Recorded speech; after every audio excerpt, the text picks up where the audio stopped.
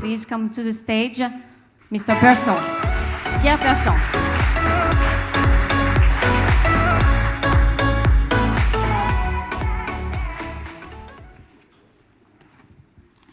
Merci beaucoup. And it's in French, by the way. Yes, it is. Je suis extrêmement ravi d'être parmi vous. Je suis député dans la majorité. Je suis un peu un de ces nouveaux visages de la majorité parlementaire française qui accompagne aujourd'hui Emmanuel Macron dans le renouvellement, dans la mise en œuvre des réformes françaises. J'ai deux certitudes aujourd'hui face à vous. J'en ai pas beaucoup dans la vie. La première, c'est que ce qu'on a réussi à accomplir en 2017 fait qu'aujourd'hui, devant vous, vous avez un enfant d'Internet qui va vous parler de la régulation d'un secteur qui est juste naissant, qui va, à mon sens, structurer l'économie de demain. Et c'était pas dit que le législateur soit en capacité de vous parler d'ICO, de forks, de termes un peu barbares, il y a pas même 3 ans. Je pense qu'il y a eu un vrai déclic, et ce vrai déclic, on va le porter à la fois d'un point de vue de l'exécutif, mais aussi au niveau parlementaire. La deuxième certitude, c'est une certitude que j'ai depuis quelques temps, c'est que mes enfants ne seront pas des enfants d'Internet, mais très certainement des enfants de la blockchain. Parce que la blockchain, c'est une technologie qui va structurer les années à venir. C'est un peu pour moi le deuxième niveau en fait, d'Internet. On a aujourd'hui un Internet très centralisé qui fait la part belle à des GAFA qui aujourd'hui sont plutôt hégémoniques. Et la blockchain, c'est aussi un nouveau départ. Ça va te permettre, pour beaucoup d'industries, de relancer la course économique, de relancer aussi la France dans cette course, l'Europe, parce que ça ne vous a pas caché, on a quand même raté depuis 15 ans cette course économique qui est les opportunités offertes par Internet. Et donc, j'ai beaucoup d'ambition pour la question de la blockchain, j'ai beaucoup d'ambition pour la place de la France dans cet écosystème, parce que je pense que ça va structurer un pan économique de demain, que des activités que l'on a l'habitude de structurer notre économie, les activités bancaires, les activités prudentielles, assurantielles, mais même plein d'autres. Je pense que même que le législateur et la démocratie en général seront impactés par la blockchain, parce que c'est redonner, à mon sens, de la souveraineté individuelle à l'individu, du pouvoir à l'individu, une capacité décisionnelle qui aujourd'hui est un peu confisquée par des tiers qui concentrent le pouvoir, qui concentrent la confiance. Et en ce sens, la blockchain permettra, à mon avis, de redonner du pouvoir à l'individu. Alors, face à tout cela, on se demande ce que fait le législateur français, on se demande quelle est la réglementation française, et c'est ce sur quoi aujourd'hui je suis venu vous parler. Parce que j'en discutais encore avec certains d'entre vous, beaucoup pour ceux qui ont aujourd'hui lancé leur business model en France, qui ont lancé leur économie, enfin leur modèle économique en France, sont un peu perdus en se disant bon, que va faire le législateur français, quelle va être la fiscalité, quelle va être la réglementation associée à la blockchain, comment est-ce qu'on fait pour lever les différentes barrières. Et c'est tout l'enjeu du travail du parlementaire que je suis, de répondre à ces interrogations, parce que si on n'a pas un régime légal et fiscal stable, lisible, cohérent dans le temps, nous raterons cette deuxième opportunité économique.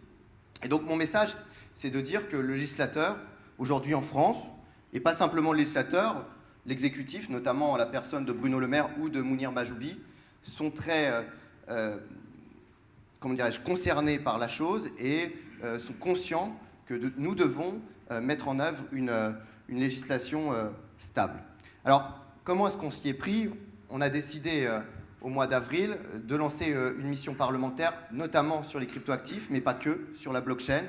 Pour ma part, je rapporte donc la mission sur les cryptoactifs. D'autres collègues à moi travaillent sur la blockchain. Alors pourquoi dissocier les deux alors que les cryptoactifs sont, à mon sens, un sous-jacent qui permet aussi le financement de l'écosystème dans son intégralité? C'est que mon domaine, celui des cryptoactifs, doit avoir des réponses immédiates, doit avoir des freins qui aujourd'hui sont ceux que rencontrent les acteurs économiques, être levés extrêmement rapidement. Et donc, j'ai auditionné 200 à 250 acteurs, à la fois des acteurs économiques, des acteurs institutionnels que j'aimerais saluer aujourd'hui parce que on ne pourra pas faire avancer la question de la blockchain, la question de la réglementation sans eux. C'est eux qui vont avoir une place extrêmement importante après que le dispositif soit voté. Et j'ai rencontré en ce sens des administrations, des superviseurs qui étaient quand même à la pointe, avec des équipes derrière qui étaient extrêmement renseignées, informées et qui avaient pour seul but d'aider aujourd'hui les entrepreneurs à s'installer en France.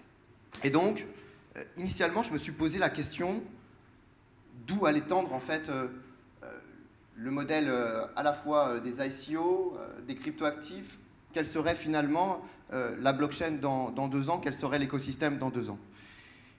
Et je crois que j'ai pas réussi à obtenir cette réponse. Et je me suis dit, bon, très bien, donc si finalement aucun des acteurs que je rencontre n'est en capacité de me dire à quoi ressemblera les ICO de demain, à quoi ressembleront les startups qui vont donc faire l'écosystème de la blockchain, eh bien il faut changer, à mon sens, de paradigme pour lever les freins. Parce que si mon rôle de législateur, c'est d'accompagner les investisseurs, de m'assurer que nous soyons une terre compétitive, attractive, il fallait donc lever des freins. Et nous en avons vu plutôt 4. Le premier, qui est le plus complexe et qui fait que pour beaucoup d'entre vous, quand vous avez lancé votre structure, vous vous posez la question de partir de France, c'est la question bancaire. Comment est-ce qu'on fait pour qu'un entrepreneur français puisse ouvrir un compte lorsqu'il travaille sur la blockchain?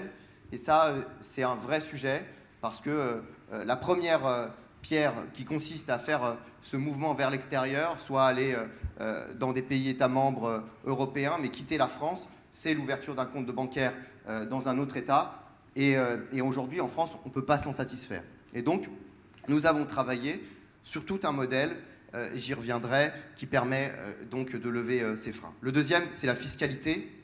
Et pour ce faire, nous travaillons dans le cadre du projet de loi de finances à ce que la fiscalité sur les cryptoactifs soit stable, lisible. On a toujours en France l'habitude et coutume de créer des mécanismes juridiques un peu élaborés, dirons-nous, pour ne pas dire de grossièreté. Et finalement, même si la construction juridique, la construction fiscale est toujours très belle, elle ne rend pas le système très lisible. Et donc notre impératif pour nous, ça a été de créer un mécanisme qui soit extrêmement simple, qui fasse que lorsque vous investissez, toi en tant que particulier, personne physique sur la blockchain, ou que vous soyez un acteur économique en constitution, que vous créez votre personne morale, eh bien vous sachiez aisément à quelle sauce vous allez être mangé, parce que l'objectif, c'est vraiment de savoir cette lisibilité. Et puis, stabilité, ça c'est mettre au mot de notre politique économique. Je pense que sans stabilité, on n'arrivera à rien. Le troisième volet est relatif aux ICO. Je pense que tout le monde en a entendu parler. La question de la labellisation. D'ailleurs, on a commencé à prendre ce sujet d'emblée. Je pense que c'est juste une petite partie du sujet, l'émission des ICO. Et donc, c'est comment est-ce qu'on crée de la confiance. Et le troisième volet, c'est la réglementation du secteur, des services, du marché secondaire. Et en ce sens, toutes les plateformes d'échange et les services associés donc aux cryptoactifs. Notre philosophie, elle est plutôt simple. Là où l'État de New York a fait une réglementation très stricte, où certains, notamment au sein de l'Europe, militent pour que la réglementation soit très contraignante, ou en tout cas, elle s'impose dans un cadre assez normé. Nous, on a voulu valoriser les démarches plutôt proactives des acteurs. Et en ce sens, on a mis en place quelque chose qui est aujourd'hui un peu inédit et qu'on va essayer d'exporter à l'échelle européenne, c'est la labellisation. La labellisation, c'est donc la promesse d'une forme de contractualisation entre les superviseurs et l'acteur économique qui ferait cette démarche et qui dirait bah voilà, je souhaite présenter mon projet au superviseur, j'ai X critères pour être labellisé, et ensuite ce label, je peux le faire valoir à la fois à des investisseurs, mais aussi à mes clients, et ce label est aussi une gage à la fois de garantie, de sécurité, et puis c'est quelque chose qui valorise la structure. Et donc on va travailler sur cette démarche qui est plutôt du soft law, qui consiste à donc promouvoir la labellisation, donc un régime moins contraignant que ce que certains d'autres États ont mis en œuvre, pour pouvoir légiférer sur le système. On a tout un volet qui est plutôt incitatif, je le disais, et donc pour revenir sur la question bancaire, vous aviez 3 choix. Le premier, c'était de ne rien faire, et dans les discussions avec Bruno Le Maire, avec l'exécutif, j'étais de ceux qui ont considéré que si vous ne leviez pas les freins, notamment à l'ouverture de compte, eh bien on pouvait faire une belle réglementation, mais elle ne s'appliquerait à aucun acteur. Et donc il fallait que nous travaillions sur ce sujet. Et finalement, ce qui a été adopté dans la loi Pacte, là, en première lecture, et qui donc sera soumis à une deuxième lecture et une entrée en vigueur sûrement au premier semestre 2019, c'est notamment que la labellisation permettra à des acteurs qui se sont vus refuser l'ouverture d'un compte bancaire dans une banque commerciale de pouvoir notamment l'ouvrir auprès de la Caisse des dépôts. Ça me paraissait important parce qu'on ne pouvait pas se satisfaire simplement que la labellisation soit un vecteur incitatif pour les banques. On a déjà eu beaucoup de réunions qui ont été plus ou moins efficaces entre à la fois les superviseurs, les banques, le législateur, l'exécutif, mais toutes n'ont pas amené de solution, notamment sur toutes les craintes du secteur bancaire en termes de KYC, de compliance. Et donc, il fallait que nous ayons un modèle un peu plus incitatif pour aujourd'hui lever les freins à l'ouverture de compte. Le deuxième, c'est le volet fiscal. Moi, en tout cas, je souhaite que pour les personnes physiques, nous y appliquions le PFU, la flat tax, donc un forfait unique à 30%, parce que ça me paraît être une source à la fois de lisibilité pour les personnes qui détiennent aujourd'hui des cryptoactifs, et puis surtout pour les investisseurs qui souhaiteraient investir en France dans des boîtes qui se montent aujourd'hui en France. Une question qui est sous-jacente là-dessus, et c'est un peu technique, c'est la question du fait générateur. C'est quand est-ce que vous prélevez l'impôt, quand est-ce que vous considérez qu'il y a une plus-value. Et pour ce faire, on a pratiqué un régime plutôt simple et qui, à mon sens, sera porté dans le projet de loi de finances, qui consiste à dire que tous les cryptoactifs vers cryptoactifs ne seront pas fiscalisés. Et finalement, c'est lorsque vous sortirez de ce sas qu'est le monde des cryptoactifs vers un compte bancaire classique qu'on considérera que le fait générateur impose donc une imposition au PFU.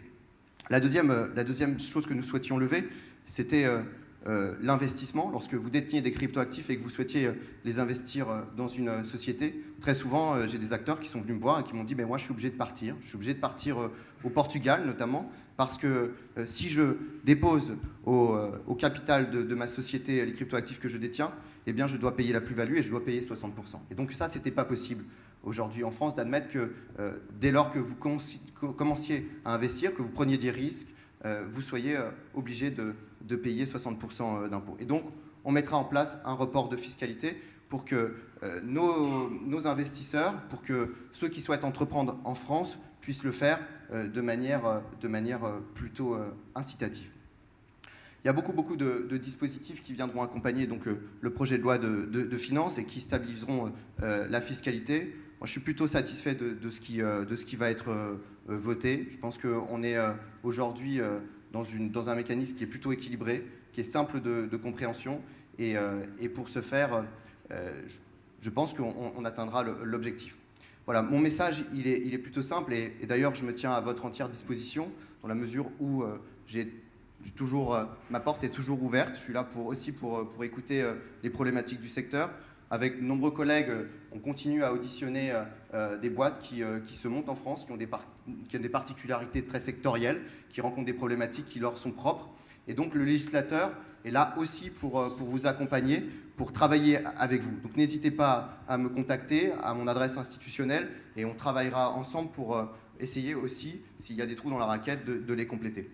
Mon message, il est plutôt simple devant vous aujourd'hui, c'est de dire qu'aujourd'hui, la France est une nation qui est plutôt crypto-optimiste, tout du moins qui aujourd'hui souhaite de faire de la blockchain un impératif économique, un modèle aussi d'attractivité. Et donc, soyez-en sûrs, nous continuerons à travailler pour que la réglementation, la régulation aujourd'hui en France, eh bien, soit un modèle à travers le monde. Je vous remercie. We love this message. Thank you so much, Pierre Persson, Deputy of the 6th Circumscription of Paris. That was our opening speech. Thank you so much.